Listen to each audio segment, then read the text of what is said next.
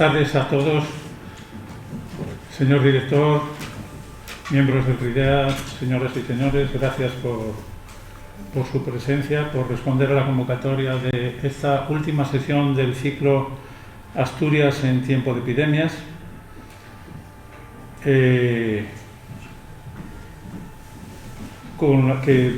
la que vamos a celebrar hoy la charla, la conferencia que lleva por título Asturias frente a la pandemia por SARS-CoV-2, metáforas, economía y hechos. Y para hablar de este tema tenemos a un ponente muy cualificado. Ahora daremos algunos datos de lo que es brevemente de lo que es su semblanza profesional, que es el profesor Fernando Vázquez Valdés, que es catedrático de microbiología de la Universidad de Oviedo y director del laboratorio de medicina y jefe del servicio de microbiología de Lucas. Por tanto, se pueden imaginar que es una persona que de lo que hablamos hoy, de lo que tratamos hoy, tiene información de primera mano y probablemente más que nadie.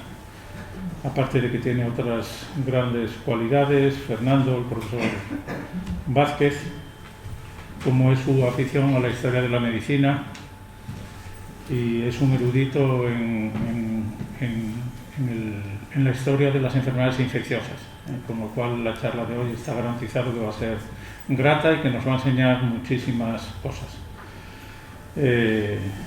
El profesor Fernando Vázquez se formó como médico en la Universidad de Oviedo y se doctoró también en la Universidad de Oviedo. Recibió 2 becas importantes que completaron su formación. Estuvo en el extranjero con una beca de la Travel and Research Fellowship de Wellcome Trust en Leicester en 1995. Ahora estamos hablando de la ciudad de Leicester porque yo la conocí también y a los dos parece que nos gustó, nos dejó un recuerdo muy grato, y la beca del Hope Exchange Program for Hospital Professionals en el año 2003. Ha recibido 19 premios, entre ellos el del Ministerio de Sanidad y Consumo en el año 2007, en el apartado de las mejores prácticas clínicas. Mantiene actualmente abiertas varias líneas de investigación, de las que las más destacadas es la que lleva por epígrafe bacteriemias y resistencia a los antibióticos, también infecciones neumocócicas, es un especialista en infección neumocócica en humanos, infecciones de transmisión sexual y seguridad del paciente. Tiene publicados 42, en el momento que yo tuve acceso ya hace unos años a su currículum, tenía publicados, ahora me parece que estará ampliamente superado. Tenía publicados 42 capítulos de libros, más de 60 artículos, en la mayor parte en revistas extranjeras. Era revisor y editor de 11 revistas científicas. Y después, como decía antes, es un erudito de la historia de la medicina y especialmente de las enfermedades infecciosas. Ha escrito sobre la teoría humoral y atmosférica de la sarna Gaspar Casal. Accedió como académico correspondiente en el año 2004 a la Real Academia de Medicina del Principado de Asturias con la conferencia que lleva por título Shakespeare y la sífilis, y como académico de número ingresó en el año 2011 con una conferencia también. Las dos tuve la fortuna de poder escucharlas, Socóptera y literatura, y es coordinador, también me parece interesante resaltarlo por la labor que viene haciendo, de la pregunta mensual del boletín de la Sociedad Española de Enfermedades Infecciosas y Microbiología Clínica desde el año 2002. Ha ocupado, no los voy a relatar porque probablemente sobre lo que vamos a tratar hoy sea una cuestión secundaria, ha ocupado numerosos puestos de gestión, y lo que sí quiero resaltar es una persona a la que conozco y trato desde hace muchos años, que es una persona inquieta. Fernando es una persona culta, afable y ameno conversador, y como decía, y por eso está aquí y por eso nos va a ilustrar con gran cualificación. Es una de las personas que más información, más directa y más actualizada tiene de la pandemia por coronavirus que estamos viviendo. Como decía, Asturias frente a la pandemia por SARS-CoV-2, metáforas, economía y hechos, y tiene la palabra el profesor Fernando Vázquez. Fernando, muchas gracias. en mi nombre, en nombre del RIDEA. Muchas gracias. Buenas tardes. En primer lugar, pues dar las gracias al RIDEA por haberme invitado a este ciclo de conferencias, dar las gracias a su director y especialmente también al doctor Martínez, Venancio Martínez, que es una persona con la que hablo muchas veces de estos temas que ha comentado previamente. Esta yo creo que es la conferencia más imperfecta que va a haber en este ciclo de conferencias por varios motivos. En primer lugar, porque no tenemos todavía una perspectiva histórica de lo que ha pasado con esta pandemia. Por poner un ejemplo, pues la gripe del 18 sí ha pasado un siglo y ahí podemos analizarla de una manera más fría, ¿no? y objetiva. En segundo lugar, yo siempre digo que somos pandemistas, en el sentido que todas las personas que están aquí pues han tenido esa experiencia previa con la pandemia y eso condiciona su manera de escuchar esta conferencia. Además, les voy a decepcionar porque no voy a hablar del COVID. Voy a hablar de otras cosas que me parecen muy importantes. Cuando pase muchos años, la persona que vaya a estudiar desde el punto de vista histórico esta pandemia y ese puzzle que ha sido durante estos 2 años, si no se ocupa de aspectos como las redes sociales, Internet, etcétera, no va a tener una visión completa de lo que ha pasado con esta pandemia. Lo que diga un tal Fernando Vázquez es totalmente irrelevante en la pandemia. Por lo tanto, como citaré luego al antropólogo Linteris, habla que la mascarilla se comporta como una máscara al estilo del teatro griego y por lo tanto es una máscara la que van a ver aquí hablar y voy a hablar por otras personas sobre lo que ha pasado en esta pandemia durante todo este tiempo. También, siguiendo a nuestro mago asturiano Anthony Blake, todo lo que oigan a partir de ahora pues va a ser producto de su imaginación. Lo que voy a hablar son 3 aspectos que son la guerra y metáforas, en segundo lugar algo de filosofía y finalmente algo de economía y los hechos de lo que ha ocurrido en algunos aspectos, algunos muy pocos, en relación a mi actividad de microbiólogo. Ahora está de moda la guerra, otra vez, desgraciadamente, y es un tema que es bastante recurrente. Siempre hay que empezar por Susan Sontag y cuando habla de literatura, que es el tema fundamental que me interesa desde el punto de vista de las enfermedades infecciosas, siempre dice que uno no puede vivir sin metáforas.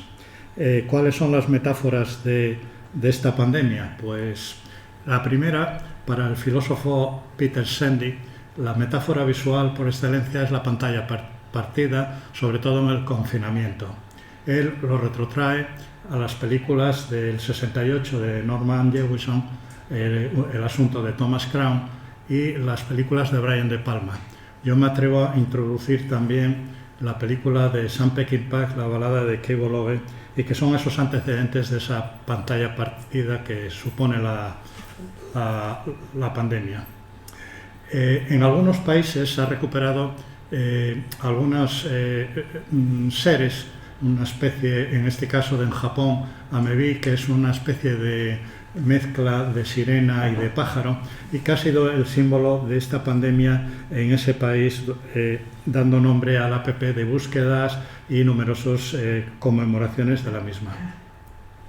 Me gusta mucho esta cita del principal o más famoso escritor mozambiqueño, que es Mia Couto, que dice que Mario Mabaso, que es un curandero famoso en Mozambique, dice que sus ancestros no les han enseñado nada de esta pandemia, es algo nuevo para ellos, y pide ayuda a esa medicina tradicional que conocemos en países como en Europa, ¿no?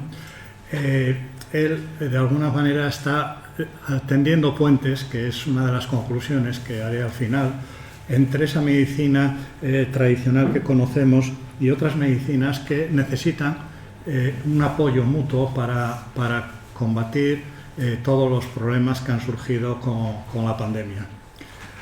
Han aparecido muchos neologismos, aquí pongo algunos nada más, pero resalto también otro filósofo que es Slavoj Žižek, que dice que esto es una enfermedad planetaria que, entre otras cosas, ha revelado miserias morales tremendas. Y es a lo que me voy a dedicar en una parte importante de mi exposición. Todo lo que ha rodeado a la pandemia y lo que hemos vivido. Como hay que hablar también de Asturias, resalto algunas notas de humor que necesitamos para sobrellevar esta pandemia. Por ejemplo, Francisco García Pérez en La Nueva España pues saca una serie de neologismos de forma simpática en relación a la pandemia. Ha habido bulos de todo tipo y algunos trágicos, como la ingesta de metanol que ha llevado a la muerte de muchas de estas personas que se creían estas new face que iban apareciendo en los medios, en las redes sociales. Como no, la astrología. Ya predecían la llegada del coronavirus, pero si se fijan es el 24 de marzo del 2020. Lástima que no lo hayan predicho mucho antes. Y enlaza con esa astrología que había, por ejemplo, cuando apareció el mal francés o la sífilis en el Renacimiento, y que Alberto Durero en este grabado sitúa esos astros que confluyen para la aparición de esta epidemia. Donald Trump ha dado mucho juego en esta pandemia. Sugería inyectar desinfectantes y los CDC tuvieron que sacar de Estados Unidos una nota de aviso del peligro que suponía esto. Mucha picaresca también. Cuando estábamos empezando la pandemia, en el laboratorio nos llegaba material de todo tipo y sobre todo llegaba de China, y eran test que veíamos la calidad que tenían para asesorar en los servicios centrales del SESPA para la compra, y bueno, eran terribles, no tenían ninguna calidad este tipo de material, y de esta forma pues lo que se trataba era de vender, que es lo que ha provocado muchos de los problemas en la pandemia. Me hace gracia esta manifestación en Berlín en el año 2020, en agosto, que aparecía también la comunidad del Hare Krishna, y el lema era "Difundamos el virus del amor". Me recuerda mucho a la película Aterriza como puedas. Almodóvar hablaba de que era un virus facha también, y los bulos, traigo aquí alguno nada más, pues han llegado pues obviamente hasta las vacunas en los últimos tiempos, que cuando aparecieron. Para la filósofa alemana Caroline Emke, dice que hay una serie de movimientos confusos, peligrosos, que alegan el miedo para una coartada para la agresión y el resentimiento, y es lo que estamos viendo actualmente con muchas de las cosas que diré luego de los antivacunas en países muy avanzados, como por ejemplo pueda ser Canadá. Si tengo que elegir una frase para mis conclusiones, una de estas es la de Ignatius Farray, que es un comediante del Club de la Comedia, que decía que la verdad es un bien escaso, pero su derrota viene de que es aburrida. La parte científica ha sido muy aburrida en esta pandemia. En el laboratorio pues los microbiólogos éramos muy aburridos, y ha sido sobrepasada y aplastada por esas new face que han circulado continuamente en la pandemia. ¿Cuáles son las metáforas de esta pandemia? Pues obviamente la metáfora bélica. Indirectamente la culpa es del historiador italiano Carlo Maria Cipolla, que en 1993 en su ensayo sobre la peste habla de la lucha contra un enemigo mortal invisible, que ha ido perdurando en toda esta pandemia. Decir que tiene un libro muy gracioso, Cipolla, que es Las leyes fundamentales de la estupidez humana. Él saca 5 leyes, y estas leyes son totalmente superponibles para lo que está pasando con el COVID en estos momentos. Emmanuel Macron hablaba de declarar la guerra al virus. Boris Johnson, una guerra contra la enfermedad que tenemos que ganar. Dominic Cummings, que era el lugarteniente de Boris Johnson y que ahora se lleva a matar con él, cuando Boris Johnson tenía la enfermedad, pues decía que era un luchador. El gobernador del estado de Nueva York habla de los sanitarios como los soldados que están luchando esta batalla por nosotros. Donald Trump decía que era el peor ataque desde Pearl Harbor. Bolsonaro, la cloroquina en la guerra contra el coronavirus. El dictador de Corea del Norte pues echaba la culpa a un desertor retornado. Como os ha hablado en este ciclo de conferencias, es típico que siempre tiene la culpa de esa pandemia, de esa epidemia, el que viene de fuera, el que es pobre, el extranjero, siempre es el que introduce esa pandemia.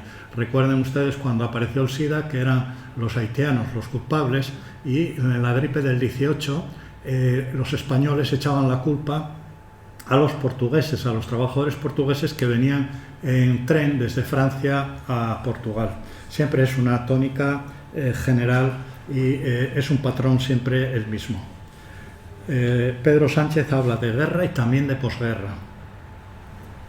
Y echaba la culpa al turismo de que en España hubiesen muchos muertos.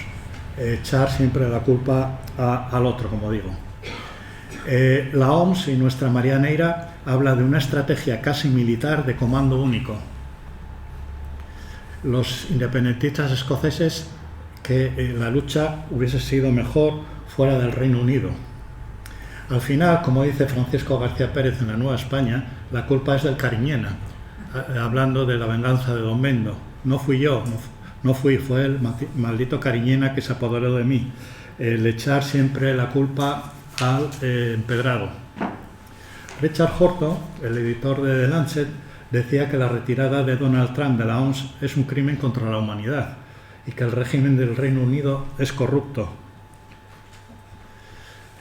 ¿Cuál es el motivo de toda esta metáfora bélica? Pues hacer más fácil llevar a las restricciones de las libertades que se estaban poniendo en marcha con el confinamiento. Viktor Orbán en Hungría se arrojó el poder de finalizar el confinamiento sin fecha final. Chus Neira, en La Nueva España, en sus crónicas víricas, hablaba de otra palabra, también desescalada, recordando esa escalada bélica de Vietnam. Éramos los sanitarios héroes, yo no sé si ahora somos villanos. Y el filósofo francés Bernard Henry Lévy dice que no hay nada más peligroso que transformar a los médicos en dioses vivientes. Él hablaba de todos estos médicos, toda esta gente que hablaba en internet, en los medios de comunicación y con new fakes continuamente. Por eso algunas revistas serias decían que era una equivocación equiparar a los sanitarios a héroes. Otros hablaban de la trinchera de la pandemia. Para Irene Vallejo, la escritora, el lenguaje es política y las palabras nunca son neutras. Es decir, siempre hay una intención detrás, desviar la atención de problemas graves y eludir la responsabilidad. Hicimos un trabajo el año pasado de revisar desde el punto de vista literario cuáles eran las obras que estaban circulando en la pandemia. No tenemos todavía una obra literaria del nivel, por ejemplo, de La montaña mágica en la tuberculosis o en la gripe del 18 de Caroline Porter, la jinete pálido, que apareció esta obra 30 años después de la pandemia. Es decir, que habrá que esperar a esa obra que sintetice en una metáfora lo que ha pasado. De todas ellas, algunas escritas por escritores asturianos, resalto la mejor para mí desde el punto de vista literario, que es de la escritora británica Zadie Smith, que en Contemplaciones dice que comparar el virus con una guerra es obsceno, si algunos ganamos significa que otros han perdido. Y estoy un poco en la línea de esta escritora, porque desde el punto de vista de los muertos y los familiares, desde luego es bastante obsceno esta metáfora de guerra. De ahí que muchos científicos hayan promovido un hashtag de cambiar esa metáfora a la metáfora del viaje. Entre ellos, por ejemplo, el doctor Anthony Fauci, que es de las personas más serias cuando habla desde el punto de vista científico y que está amenazado de muerte por los negacionistas, y habla entonces de girar la esquina, de que el viaje finalizará cuando lleguemos a nuestro destino. El problema de esta metáfora, que no ha cuajado, es que ha estado hablando para personas que estaban confinadas, que no podían viajar. Y entonces el único viaje es como la obra de Xavier de Maistre, Viaja alrededor de mi habitación. Para el escritor Enrique Vila-Matas, pues esto es una estupidez formidable y universal, el mal que nos aqueja con todo lo que ha sucedido en torno a la pandemia. ¿Qué decir de la palabra la nueva normalidad? Que también a mí es un término que no me ha gustado nunca desde el primer momento. Por eso sí que son necesarias metáforas, pero como dice la pensadora Cynthia Ozick, algunas sobran o se deben de eliminar, y en esta pandemia muchas más. Otro símbolo de la pandemia ha sido el símbolo de la mascarilla, que es un símbolo para Anthony Fauci de la misma. Como decía el antropólogo Linteris, plantea que si la mascarilla actúa como máscara, haciendo ese símil que comentaba previamente. Y ha pasado a lo largo del tiempo a través de la historia y teniendo muchos altibajos. Pero el problema de la mascarilla es que tiene repercusiones psicológicas y además las personas con discapacidad auditiva, pues tienen problemas por llevarla. Pero también se ha utilizado desde el punto de vista político. Donald Trump, cuando caía en las encuestas, se la puso porque no se la quería poner y decía que es patriótico llevar una mascarilla, y que no hay nadie más patriótico que yo. Hay una curiosa encuesta en la cual los demócratas decían que llevarían en exteriores la mascarilla más que los republicanos. Y esta fotografía que me fascina de la preparación del ministro de Gibraltar, Fabián Picardo, en la reunión de las charlas que tenía con España en relación al tema obviamente de Gibraltar. Si se fijan, es una mascarilla transparente en la boca, da sensación de seriedad, de confianza, de haberse estudiado el problema muy bien. Fíjese en el cartapacio que tiene encima de la mesa en comparación a nuestra ministra de Exteriores, que es una mascarilla quirúrgica sin más y nada más que un teléfono. Obviamente esta fotografía está totalmente preparada para causar algún efecto positivo. Ha sido también el debacle del ministro británico de Salud, que tuvo que dimitir por el affair que tuvo con una aventura amorosa quitándose la mascarilla. En la gripe del 18, como se comentó la semana pasada, había, como ahora, movimientos antimascarilla y sobre todo en zonas como San Francisco. Y como dice el editor de The Lancet, Richard Horton, en realidad la libertad de una persona acaba cuando empieza la libertad de otro. Y esto es un problema de salud pública en el cual deberíamos todos de apoyarnos para intentar erradicar cuanto antes la pandemia.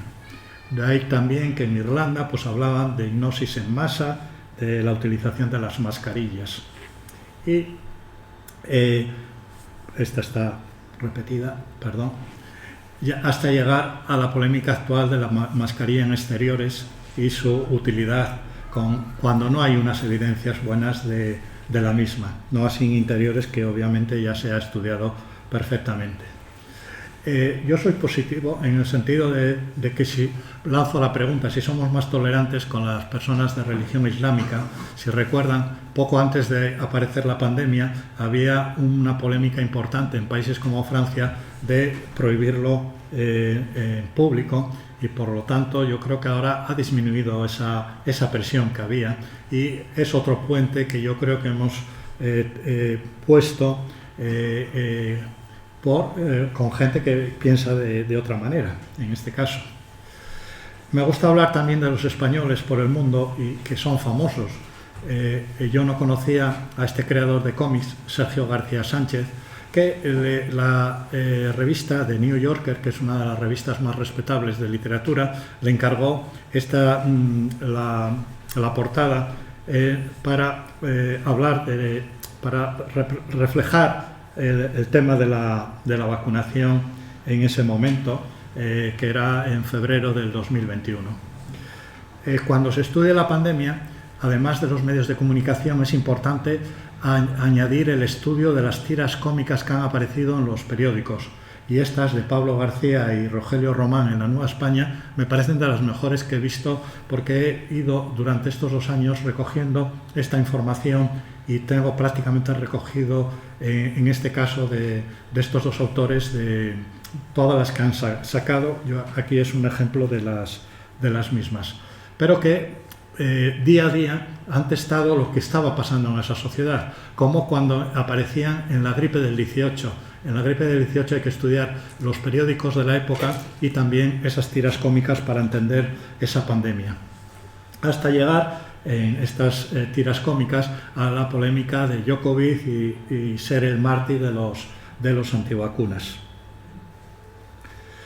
Y ha llegado a otros ámbitos. Por ejemplo, es conocido Eric Clapton, que es un antivacunas, y Neil Young, que los que me conocen saben que es uno de mis cantantes preferidos, en un momento se plantó y no estaba de acuerdo con poner las canciones en Spotify, debido a que había un podcast del antivacunas Joe Rogan y él no estaba de acuerdo en las noticias falsas que estaba divulgando y tuvo que disculparse públicamente.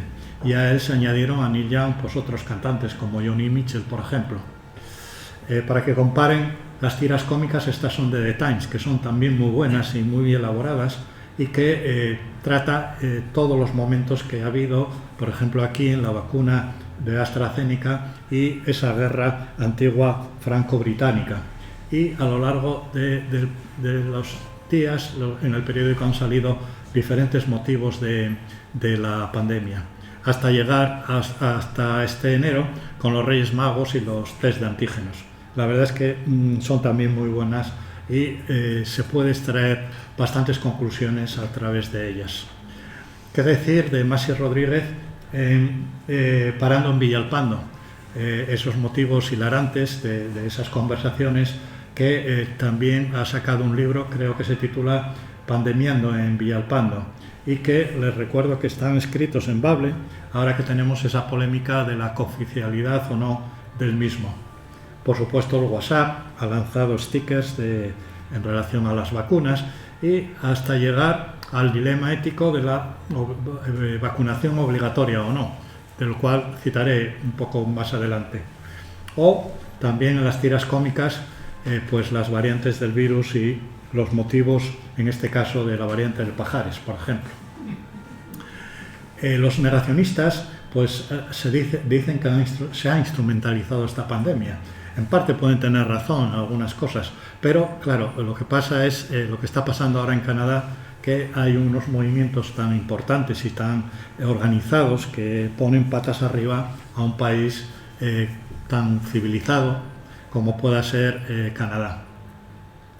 Y detrás hay una serie de personas que han hablado sin ningún conocimiento de causa de los temas, pero que han aprovechado su fama para decir pues muchas de las tonterías que han circulado a lo largo de la pandemia. De ahí que muchas sociedades científicas hayan apoyado la vacunación, porque esta sexta ola no cabe duda de que es de forma diferente y en gran parte es debida a la vacunación. Soy un forofo también de OPS, que era el nombre antiguo del roto en el país, y que en todo momento pues traslada esos problemas de la sociedad a sus tiras cómicas.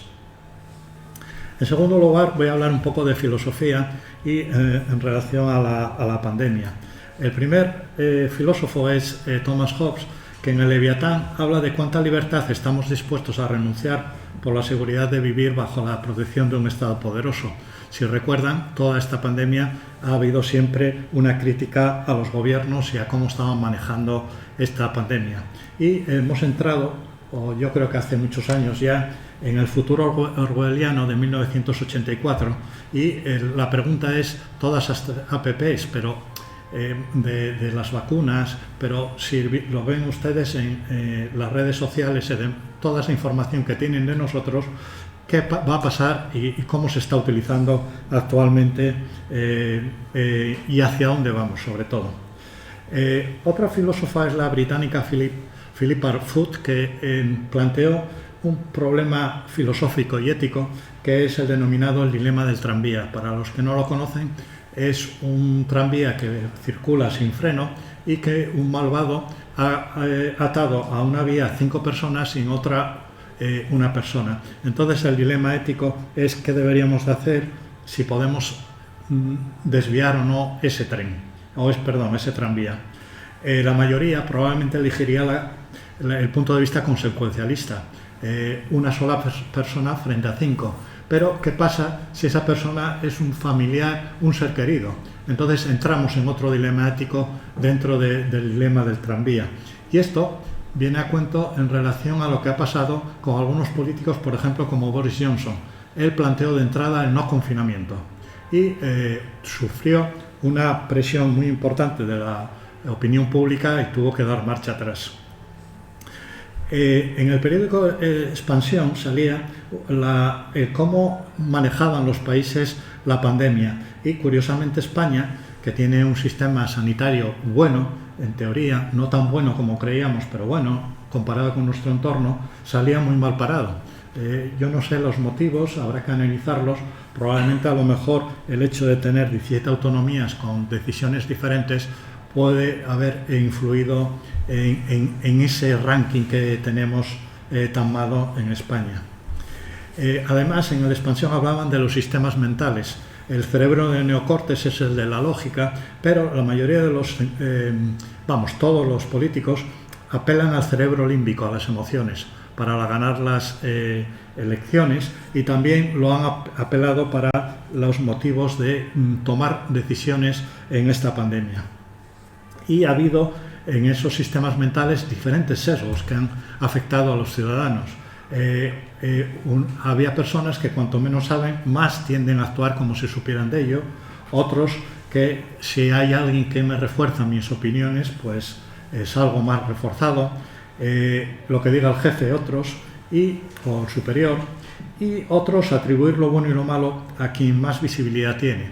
Esto es lo que ha hecho que los políticos hayan utilizado, en general, no estoy hablando de España, sino todos los países, hayan sustituido las imágenes de fallecidos por otras imágenes de héroes para desviar la responsabilidad de lo que estaba pasando. Philippa Foot, con el dilema del tranvía, puede ser también en la utilización de ventiladores. Si una persona anciana no tendría que utilizarlo y dárselo a una persona joven. Lo que pasa es que esto en el mundo real, estas decisiones no son tan fáciles y las UCIs, por ejemplo, tienen unos protocolos muy estrictos. A mí esto me pareció de alguna manera un poco forzado, pero bueno, se puede aplicar aquí el dilema del tranvía. Siempre hay personas altruistas, como este sacerdote italiano que donó su respirador a un paciente más joven y él falleció en los terribles momentos primeros de la zona cero de Europa, que era Italia y Bérgamo. Y finalmente estarían los estoicos, donde yo creo que me instalo. Tú puedes controlar algunos aspectos de tu vida y lo que no puedes controlar, pues olvídate de ello, céntrate en lo que puedes controlar. Que esto yo creo que es lo que ha pasado en todos los servicios en el UCA en general, para estar enfocados en ver los pacientes, en el diagnóstico, etcétera, y abstraerse de todo ese ruido que ha habido en torno a la pandemia. Y el ruido pues ha sido cosas como los test de antígenos, gente que opinaba que era terrible, había un poco negacionista en el sentido de que lo que dice Bob Dylan, que estábamos a las puertas de la destrucción, de castigos desastrosos, etcétera, y que han sido pues una tónica general en la pandemia. El uso que se ha utilizado los antígenos, el mal uso, ya digo que esa verdad que aburrida que intentábamos dar pues no tuvo ningún éxito, y por lo tanto hemos visto en el caso de los antígenos el uso que se ha utilizado en estas fiestas navideñas, hasta llegar a la polémica si deben de ser gratuitos o no, que yo ahí obviamente no entro. Pero personas famosas pues hablaban sin sentido de todos estos métodos diagnósticos, y aquí doy las gracias de forma simpática a una persona que nos mandó este test casero de la fabada cuando estábamos con escasez de test de todos los test que había. No sé si se ha probado científicamente que funciona el test de la fabada. La polémica de la cuarentena también es importante, si 5 días, si 7 días, si 10 días, y ha habido también mucha confusión en relación a la misma. Y yo no sé lo que piensan mis nietos de estos 2 capítulos de Bob Esponja que se retiraron por inapropiados, debido a que contaban en esos capítulos, hablaban del confinamiento. Yo creo que lo políticamente correcto a veces es un esperpento. Y hasta llegar, en el caso del confinamiento, a la declaración de Grieg-Barrington, en la cual pues, muchos científicos se oponían al mismo. Detrás, lo que ha habido es una serie de mentiras e impunidad para decir lo que a uno lo primero que se le ocurría. Y ya en el año 1943 el filósofo francés Coiré decía que nunca se ha mentido tanto como en nuestros días, ni de manera tan desvergonzada, sistemática y constante, y que esto era las puertas de llevar a la sociedad a un espíritu totalitario. Todos los new fakes han hecho muchísimo daño en esta pandemia y es lo que, como digo, habrá que estudiar de forma adecuada en el futuro. De forma simpática, yo digo que la pandemia aparece cuando hay una recopilación de papel higiénico en las casas. Yo me sorprendió este artículo en una revista que me parecía seria como PLOS ONE, y la conclusión a la que llegan es que la gente que más miedo tenía al COVID más recopilaba papel higiénico. Bueno, yo creo que no hacía falta hacer un estudio para llegar a esa conclusión. Pero luego hablaré un poco de las revistas científicas. Y, como dice Francisco García en la Nueva España, el papel higiénico de esta sexta ola claramente ha sido también los test de antígenos. No estoy muy de acuerdo con Matías Vallés cuando habla de que es una revolución los autotest. Los autotest ya existen desde hace mucho tiempo y tienen su utilidad para muchas cosas y otras pues limitaciones, obviamente. Bueno, voy para atrás. Y luego, claro, el papel de organismos como la OMS, que han llegado mal, tarde y nunca, y diciendo frases como estas, pues no ayudan demasiado a la ciencia, a la seriedad de la ciencia. Si se fijan aquí, el número de trabajos que fueron apareciendo del COVID han sido exponencial, pero si hacemos un ranking, pues igual el 90% de los mismos son de dudosa ciencia, porque muchos de ellos no han tenido revisión por pares. Y esto también ha hecho daño a la credibilidad de la ciencia. Por eso el editor de la revista JAMA, una revista médica importante, Richard Salle, dice que ha habido fallos de comunicación científica, que ha sido un tema desafiante, el más desafiante en décadas. Y viene en relación a ejemplos como todo valía al principio, todos los tratamientos, pero todo fue reposando y viéndose que muchos de ellos eran ineficaces para esta pandemia.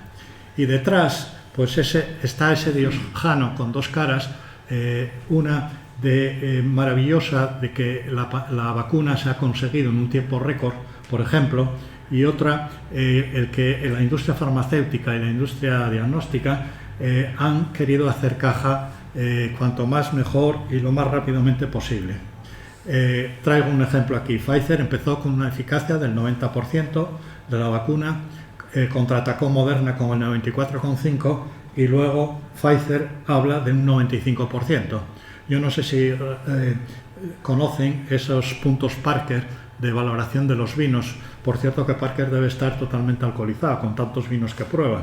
Pero Parker en realidad no baja de 90 puntos cualquiera de los vinos que analizan. Pues esto ha pasado un poco igual, ¿no?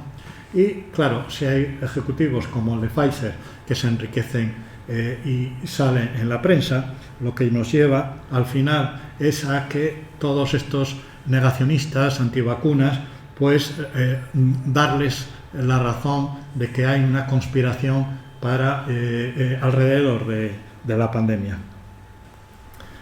Y es eso que el Roto en El País hablaba de esa literatura de terror que salía en los periódicos.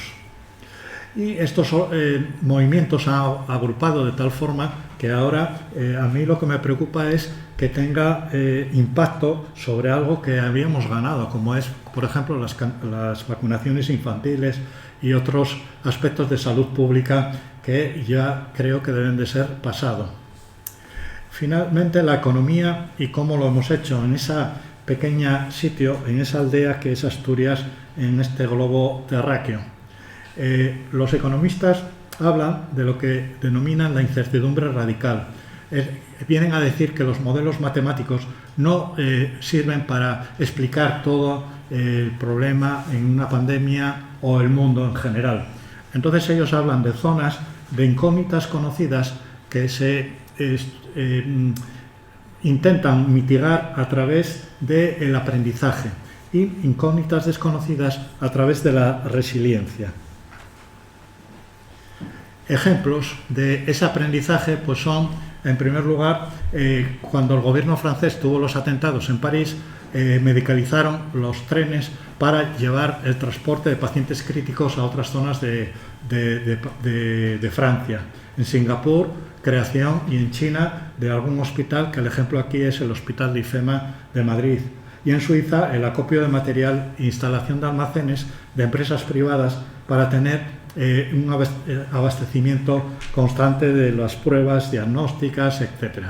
Estos son ejemplos de aprendizaje.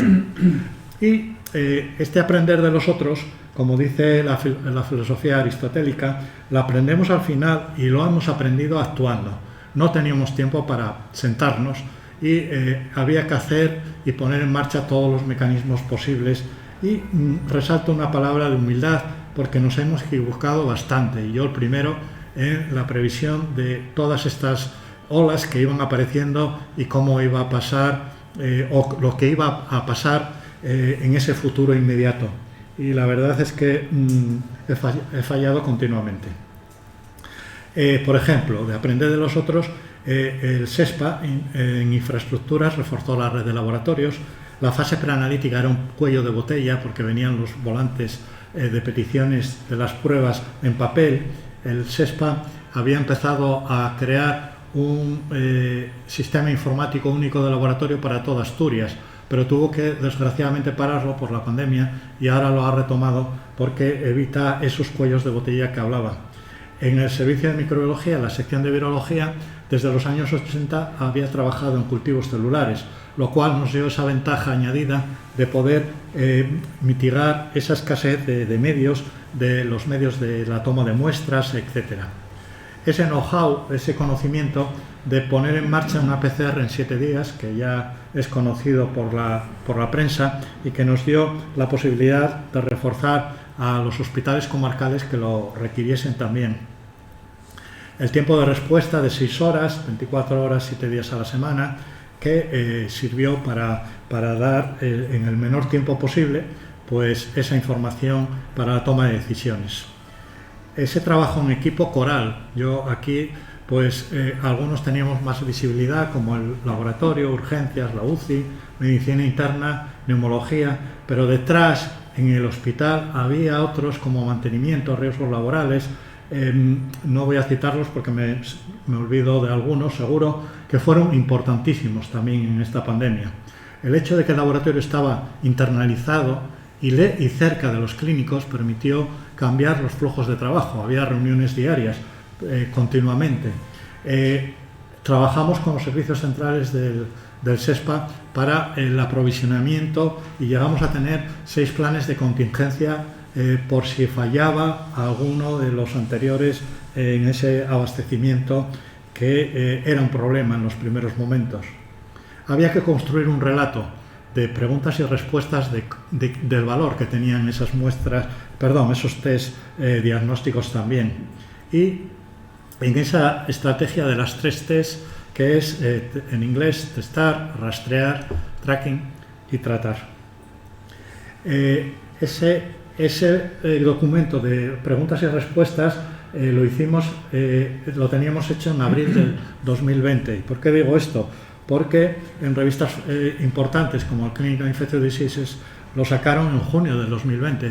Es decir, veíamos que estábamos en la dirección correcta, porque a veces nos equivocábamos, teníamos que volver para atrás. Bueno, era un poco a veces ensayo-error, un ensayo-error controlado, pero a veces veíamos que no era el camino. Y en ese Asturias que habla Pablo García y Rogelio Román, de esa aldea, pues yo estoy muy de acuerdo con lo que dice nuestro presidente, que hay que salir más humildes, porque yo creo que, como digo, hemos metido la pata bastante, nos hemos equivocado y hay que reflexionar adecuadamente para buscar las mejores vías de enfrentarnos al problema. Y digo esto porque en las redes y después en la prensa empezaron a salir el tema de que, que los laboratorios clínicos pues no éramos capaces a lo mejor de hacer esas PCRs. Llegamos en un momento determinado a tener casi 5.000 al día. Esto me pareció algo artificial porque no había problema, pero yo creo que más que nada detrás lo que hay es lo que dice Humberto Eco, que hay una confusión entre la tecnología y la ciencia. Y no solo es hacer una PCR, que era una de las cosas que decíamos continuamente, sino lo que hay detrás, ese trabajo con los clínicos, esa interpretación, etcétera, que era lo que nos daba a nosotros ese know-how de poder dar respuesta en la pandemia. Bueno, eso al final todo desapareció cuando el presidente vino a nuestro laboratorio, y aquí quiero dar las gracias especialmente a la dirección de Luca y sobre todo a nuestro gerente, el doctor Luis Evia, y a nuestra subdirectora de Servicios Básicos, María Luisa Sánchez, que estuvieron a pie de obra mañana, tarde y noche, puedo decir, continuamente resolviendo temas logísticos, en este caso de nuestro laboratorio. Y dar las gracias también a los técnicos del laboratorio, que han sido una parte un poco olvidada y que estaban continuamente en esos 3 turnos realizando PCR sin parar.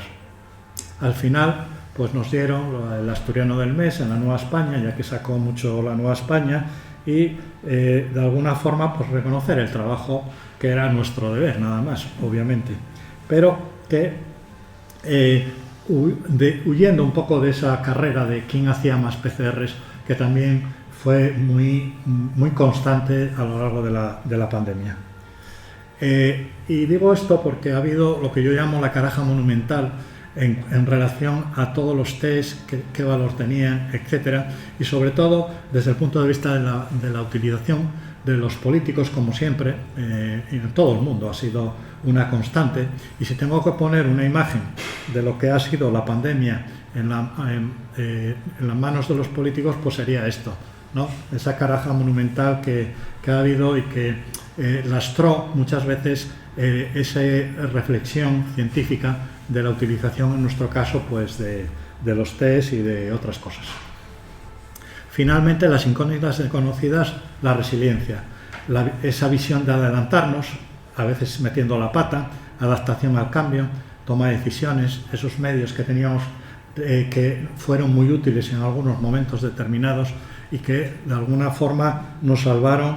Y si uno tiene que poner nota a lo que ha tenido Asturias en esta pandemia, pues hombre, yo creo que no hemos salido muy mal en la nota esta, porque se han hecho cosas bastante bien y bastante juiciosas dentro de los errores normales que se han cometido en esta pandemia. Y finalizo con unas conclusiones que serían algunas palabras de lo que he dicho ahora y una serie de dilemas éticos que habrá que tenerse en cuenta para el futuro. La priorización de recursos, la ética de la vacunación obligatoria, el impacto de salud mental, etcétera, que hay que tener muy en cuenta y analizarlo adecuadamente. Y desde el punto de vista personal mío, pues que soy un afortunado y privilegiado de que he estado en primera línea utilizando esa metáfora de guerra en el tema de la pandemia, con esa humildad necesaria que es importante.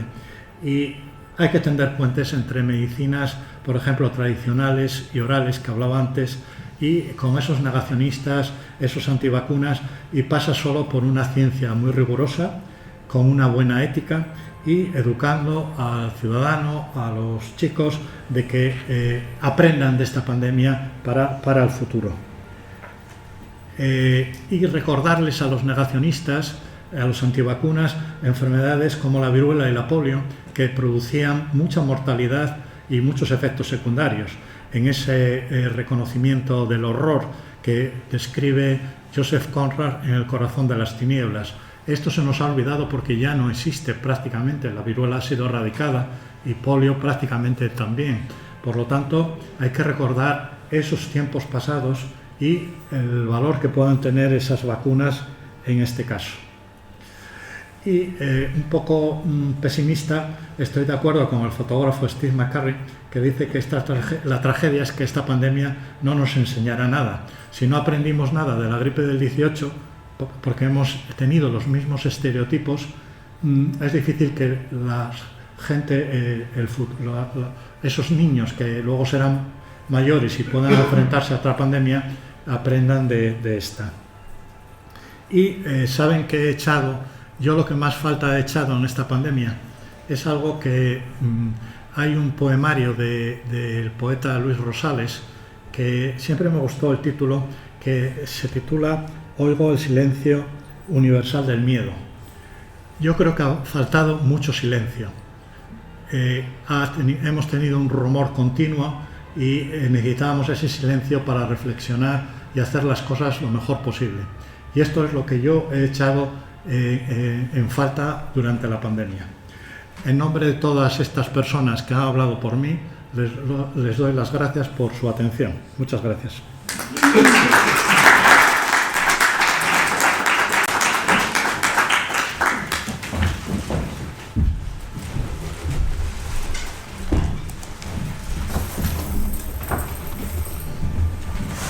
Gracias, Fernando, muchísimas gracias por tu exposición, por esa riquísima recopilación de imágenes, de recortes de periódico, de prensa. Y ahora es el momento del auditorio. Quien quiera hacer alguna pregunta al ponente, algún comentario, añadir algo a lo dicho,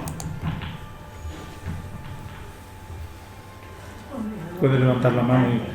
A ver, doctor Vázquez, después de esta sexta ola, ¿crees que vamos a entrar en lo que Sánchez decía, otra nueva normalidad? Sabía que me lo ibais a preguntar, pero yo siempre me equivoco, con lo cual, hombre, yo creo que esta sexta ola sí que hay que ver lo positivo, ha sido un poco diferente a las anteriores. Sí que ha habido mortalidad, obviamente, pero los pacientes que han entrado en UCI, etcétera, pues ha frenado bastante la vacunación, cuadros que antes eran bastante graves. El conocimiento que tienen ahora los clínicos de la infección no es la misma de cuando empezábamos. Habrá otras olas. Yo creo que esto no acaba de repente y a la mañana siguiente nos vamos a encontrar de que no hay el virus. El virus está mutando de tal manera que este sí que se ha adaptado, no como el COVID anterior, ¿no? Y está adaptándose de tal forma que yo creo que va a permanecer. Yo creo que vamos a ir a mejor al verano, por razones obvias, pero hay que ver lo que va a pasar a lo mejor en el otoño, ¿no? El otoño es incertidumbre. Y ahora lo que estamos viendo en ese sistema de seguimiento de los virus respiratorios es que están padeciendo la gripe. Y a mí me preocupa porque los que estamos vacunados ya no tenemos anticuerpos tan potentes ahora como teníamos cuando nos pusimos la vacuna en el otoño. Por lo tanto, ¿qué es? ¿Que va ahora a empezar a reemplazar la gripe al coronavirus, al COVID? Pues no lo sé, esperemos que no. Pero es mosqueante que cuando va bajando el COVID empiezan a subir los otros virus y la gripe es muy llamativo ahora en estos momentos. No son muchos casos, pero ya tenemos en las 2 últimas semanas 30 y no está pasando solo en Asturias, sino en más sitios. Con lo cual, bueno, estamos en esa incertidumbre que hablaba previamente. Entonces esto es una carrera competitiva, sí, entre los virus respiratorios, a ver quién gana. O la gripe, o el COVID, o lo que venga. O lo que venga. ¿Alguna mano más arriba? ¿Alguna pregunta? Seguro que alguien se quedó con alguna inquietud y con Sí. Darle las gracias por el enfoque que ha hecho de la pandemia, porque si no, vamos, ha sido espectacular. Da ganas de que estuvieras hablando por lo menos hasta mañana. Totalmente de acuerdo. Sí, eso lo iba a decir yo también, que ha sido un enfoque estupendo. Porque además ha dado, por lo menos a mí, la razón en algunas cosas que yo decía, y si tú eres una ignorante al respecto y que digan esta tontería, incluyendo lo de la nueva normalidad. Es que Con todo. Ya, sí, ya dije desde el principio que tenía un público condicionado, obviamente. Cada uno ya tiene en su cabeza un esquema de lo que ha sido esta pandemia por las experiencias propias, ¿no? Y entonces he querido dar una visión lo más aséptica posible, en el sentido de que un historiador de la ciencia, que yo no lo soy, tiene que aproximarse a esto como se ha aproximado gente a otras pandemias, de una forma totalmente ecuánime y ver ese puzzle que ha sido la pandemia. Bueno, sumarme a las gracias lo primero y a las felicitaciones. La verdad es que tampoco nos sorprende. Siempre que abres algún melón, pues nos haces pensar y nos haces encontrar un punto de vista diferente y nos haces que nos hagamos preguntas, y gracias por ello. Curiosamente, con el enfoque que has dado de los políticos, de las fake, de todas estas metáforas, unas más afortunadas que otras, hace como 15 o 20 días se publicó una evaluación económica que no sé si conoces, que hace una correlación entre la confianza los países que mejor han soportado la pandemia son aquellos países en los que la confianza en las instituciones es más alta y la confianza interpersonal es más alta. Es un ecológico realizado por el Instituto de Evaluación Económica, por el Instituto de Evaluación Económica Inglés. Esto coincide plenamente con todo tu enfoque, y hay una cosa en este estudio un poco curiosa que no coincide con nuestro enfoque y con lo que esperamos, que es que no lo pone en relación con los recursos sanitarios. O sea, los mejores recursos sanitarios no han tenido los mejores resultados. Sin embargo, en todo lo demás parece que el enfoque es más, como siempre, social que científico. No conocía este estudio, te lo agradezco nuevamente. El 1 de febrero. Y sí, efectivamente, pero por eso digo que es tan complejo que hay cosas que se nos escapan, y yo creo que tiene que ser desde una perspectiva ya de muchos años y analizarlo tranquilamente, porque ahora hay tantos elementos en juego que enseguida sale una noticia y te adhieres o no a ella por esa experiencia que tienes de haber vivido la pandemia, ¿no? Pero sí, yo creo que tiene que pasar años. Espero que haya una obra literaria también, que es lo que me gusta a mí, que defina bastante bien esta pandemia y sea un referente para el futuro, ¿no? Anímate. Libres tienes. Que te animes a hacerlo, que libres tienes. No, yo no escribo muy mal. Yo quería pedir un favor, que no me quedé con la letra del poema de Luis Rosales, y me gusta tanto que si lo repitiera. Se titula Oigo el silencio universal del miedo. No es un gran poemario, pero es muy bonito por eso, y algunos poemas están muy bien, ¿no? Pero a mí me gusta el Oigo el silencio universal del miedo, que es lo que quería acabar la conferencia hoy. Pues muchas gracias. Muchas gracias por enseñar al que no sabe. A vosotros por la paciencia. Un poeta poco nombrado y poco conocido, ¿no? A pesar de... Es un poeta maldito en la historia de la poesía española, ¿no? Luis Rosales. Sí. Con un poema deslumbrante, La casa encendida, que cualquiera que lo lee se queda absolutamente prendido de la poesía de Luis Rosales. No sé si hay alguna cuestión más. Hay una palabra que importantísima, claro, a la hora de enfrentarse a un tema como este, que la repetiste 3 o 4 veces, que es humildad. Yo creo que se está cayendo otra vez, si se ven los titulares de prensa de las últimas semanas, en en un triunfalismo que no trajo más que cosas malas, ¿no? Para mí hay dos cuestiones abiertas en este asunto, lo hablamos alguna vez y espero que no estemos muy distantes. Dos preguntas abiertas desde hace mucho para mí y que están sin... Una es el tema de hablando de la vacunación, la persistencia de la inmunogenicidad protectora, ¿no? Que hubo una gran decepción ahora al ver que era mucho más pequeña de lo que se esperaba, ¿no? Y la mutabilidad del virus, que a pesar de que hay estudios de expertos que estudian las tendencias de mutabilidad de diferentes virus, pero que escriben cosas absolutamente humildes. Y aquí parece que ya terminamos con la pandemia y ya es la séptima vez que se dice ya vencimos al virus, ¿no? Y que los expertos llaman la atención sobre eso. Y bueno, no sabemos cada cuánto nos vamos a tener que vacunar y si nos vamos a tener que vacunar muchas veces. Y no sabemos este virus, decir que ya se acabó con la pandemia del coronavirus cuando el virus de la gripe muta por deslizamiento y por salto cada tantos años, y este virus puede pasar algo parecido, decir que ya se venció el virus. Y me parece que repetir, insistir como hiciste en la palabra humildad me parece clave para hacer una composición general sobre lo que esto representa para la población mundial, ¿no? Yo, por ejemplo, la vacuna tenía muy claro que no iba, digo porque estos virus respiratorios pues son complicados como la gripe.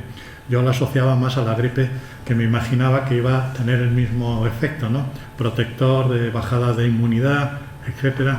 Pero bueno, la vacuna es un arma maravillosa, como se construyó esta vacuna de ARN. En relación a la mutación, en algún sitio me parece que venía que este virus bajaba esa virulencia que tenía en un 25%, pero claro, está apareciendo en gente vacunada. Entonces habrá que seguirlo, pero la tendencia se supone, si es como todos los virus, que acaba siendo un resfriado, como es en muchos casos ahora, mucha gente lo pasa sin ningún problema. Pero bueno, hay que esperar, y lo que dices tú, claramente yo sería muy prudente en estos momentos de lo que puede pasar dentro de un mes o 2 meses. Es que harta un poco, ¿no? El triunfalismo a veces interesado, sobre todo de los políticos, ¿no? Me parece a mí. La forma en que interpretan las cosas que no entienden y que transmiten y que comunican las cosas que no entienden, a mí me parece a veces pues molesta, verdaderamente molesta, ¿no?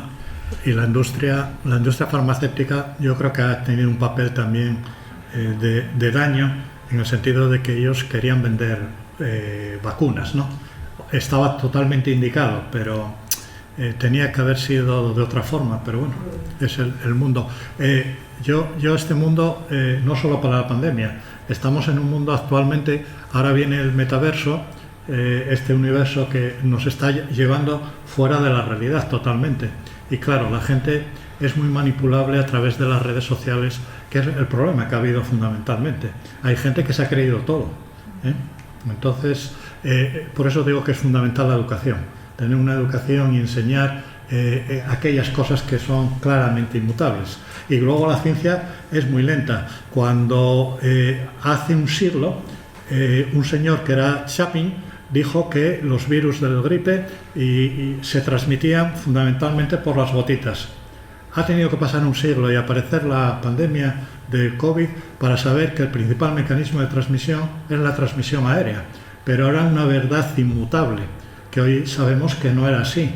Y claro, la ciencia es muy lenta y las redes sociales son muy rápidas. Ese es el gran duelo y que tiene la ciencia, que está perdida ya de entrada. Y hay una metáfora que yo creo que encaja perfectamente en el tono y en el contenido que le diste a la charla, que es la metáfora de las ruedas de prensa militarizadas, ¿no? Cuando salían aquellos hombres, el policía, el general del aire, no sé qué, todos llenos de medallas.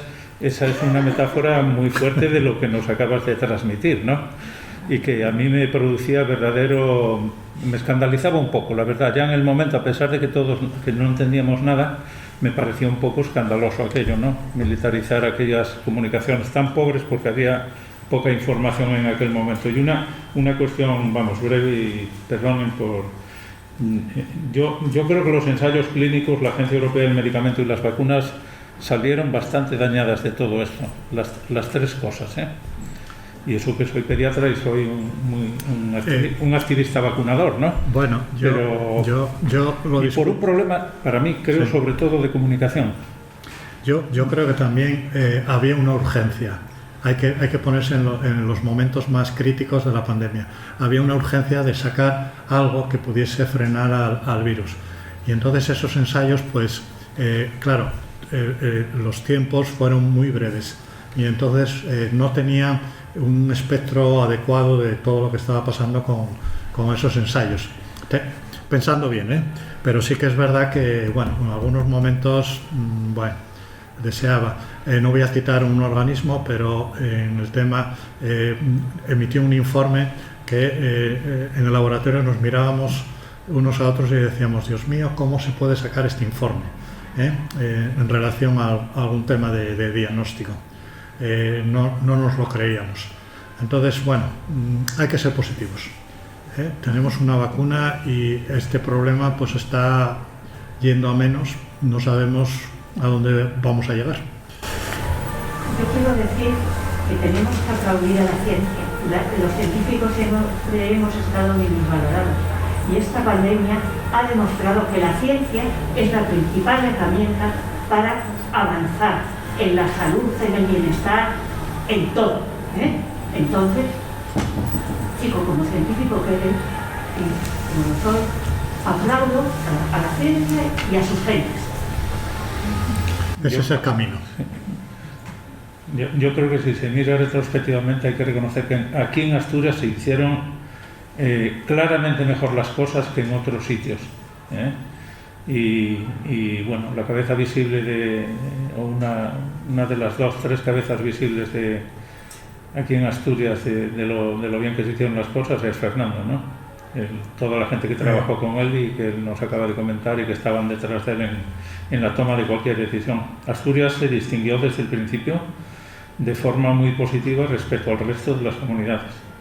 Y vamos, yo creo que todos sabemos que en buena medida es gracias a vosotros, Fernando.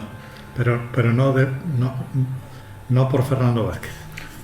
Por el equipo que tú reconociste y mucha gente que ha quedado en el anonimato, no digo en el laboratorio, sino a nivel del hospital, por ejemplo, que no han salido y que fueron fundamentales.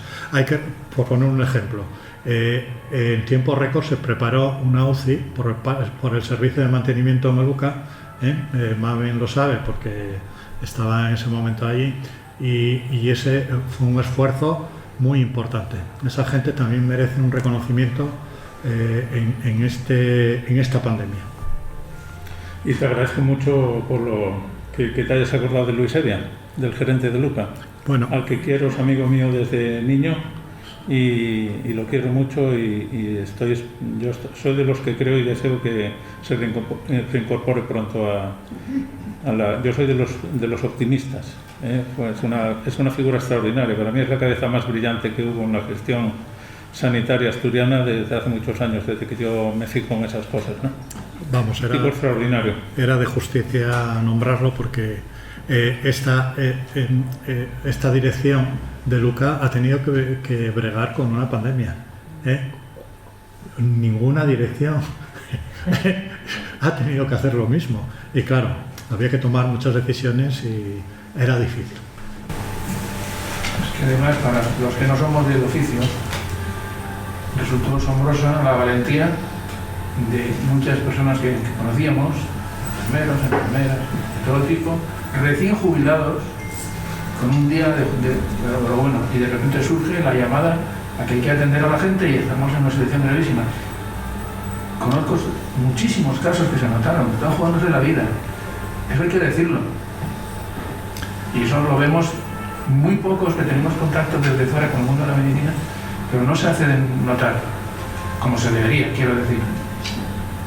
Sí, es importante porque, bueno, yo creo que los sanitarios en general tenemos ese ADN que nos hace, pues bueno, no pensar demasiado en una pandemia como esta, no pensar en consecuencias, digo, sino en actuar e intentar hacerlo lo mejor posible, claro, con esas equivocaciones que ha habido, ¿Alguna cuestión más? Sí, yo no sé si pecaré de ingenua, pero a mí me parece que esto de la economía no me salen las cuentas, ¿no? Cuando una persona tiene una enfermedad, pues eso, lo primero que se hace, pues si es muy grave, es darla de baja, con lo que tiene que pagar, le quitan el sueldo, tiene que poner otra persona sustituta, luego tiene que poner una persona que la ayude en los momentos de su vida, etcétera, etcétera. No la jubilan, luego se muere, y cuánto vale todo esto, ¿no? Y cuánto vale toda esta distorsión global. Y me parece que eso, que hay que investigar y que hay que poner laboratorios de investigación en muchos sitios, porque me parece que es más barato eso de investigar que todo el trastorno que tiene, que cuesta todo, ¿no? Incluido todo. Bueno, eso, No lo sé, a mí es que no me salen las cuentas. Favorecer a la ciencia y a la investigación. es un poco lo que decía la doctora Mendoza, hay que invertir en ciencia, claro. Sí, poniendo laboratorios de investigación y universidades a punta pala. Pues muchísimas gracias de nuevo, Fernando. A vosotros. Gracias a todos los presentes por la atención y por la participación en este apartado de cuestiones y quiero citar a los asistentes, si se animan, a acudir a una conferencia que va a haber en mayo, propuesta también a la Junta de Gobierno por la Comisión de Ciencias sobre la relación de Santiago Ramón y Cajal con Asturias, y el ponente va a ser pues el que ha sido nombrado el lunes nuevo decano de la Facultad de Medicina, José Antonio Vega, catedrático de Anatomía, que es un experto en la vida y en la obra de Ramón y Cajal. Creo que tiene una colección de fotografías muy interesantes de Ramón y Cajal en Asturias, ¿no? Y se celebran los 120 años de su nacimiento, por eso lo queremos conmemorar en el Ridian. Gracias y os esperamos. Gracias. Gracias, Fernando. Aquí.